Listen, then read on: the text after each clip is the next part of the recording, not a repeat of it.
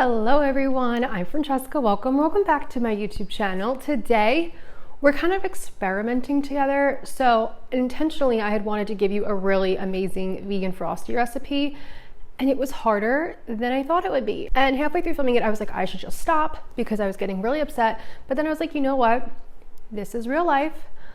I don't have whatever machine Wendy's has to make Frosties, and neither do you. And as vegans, it's not even like, oh, okay, well, like at least I can go get a Frosty once in a while. We don't even have the option to have a Frosty, and most people don't have ice cream machines in their house. But you know what we do have? We have blenders. So I just wanted to still share this with you because I do still think the look and taste was very Frosty-like, just the texture. And a Frosty is such a weird thing because if you've never had a Frosty, they're from Wendy's in the US, and it's really amazing because it's this cross between soft serve and a milkshake. So like when you first get it, you can eat it, and then as you eat it, it starts to melt, and then you can kind of like sip the rest of it, and it's like delicious. I used to love Frosties before I went vegan, and I was getting frustrated because I was like, I just can't quite achieve that texture, but I just don't know if that's a texture you could achieve at home, you know? I don't know.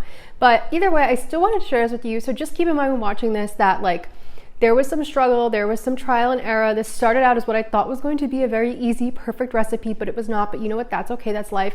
And it still tasted delicious with some French fries dipped in. Because if you never dipped French fries in your Frosty, well, then we gotta have a little talk. So I wanted to come on and just preface that with this recipe. It's still delicious, still is yummy, and it's still a fun treat and would still scratch that Frosty craving. So let's make it together. Before we make this Frosty, you already know we're making French fries, okay? So pop those in the oven. We need some to dip in there. So you're gonna use cocowhip. Then we're going to take this condensed oat milk from Nature's Charm, delicious. And we are also going to have some frozen non-dairy chocolate milk and vanilla extract.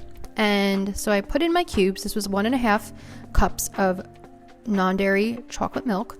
Then I added in about 30 grams of that condensed oat milk, and then I added in 50 grams of that cocoa whip. And I was like, okay, I'm just gonna have to like blend it and be a little bit patient, and it should do its thing. And it did start to come together, but it'll be very icy. You'll see in a second. I'm going to show you. And I was like hesitant because I didn't want to add more liquid into here, so I just kind of kept blending and hoping eventually that something was going to change. And once I had blended for a while, it looked like this. So it was getting creamier, but it was very thick. It was not really frosty thinness yet. So I added in a little bit of water and some more cocoa whip, and then I blended again. This is just like a saga of me blending, apparently.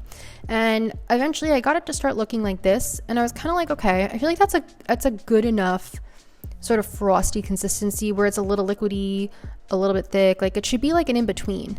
But then I was like, wait, maybe it's getting too thin. So I decided to add in ice cubes, which I don't know if that was my best move, but I don't think it was my worst move either.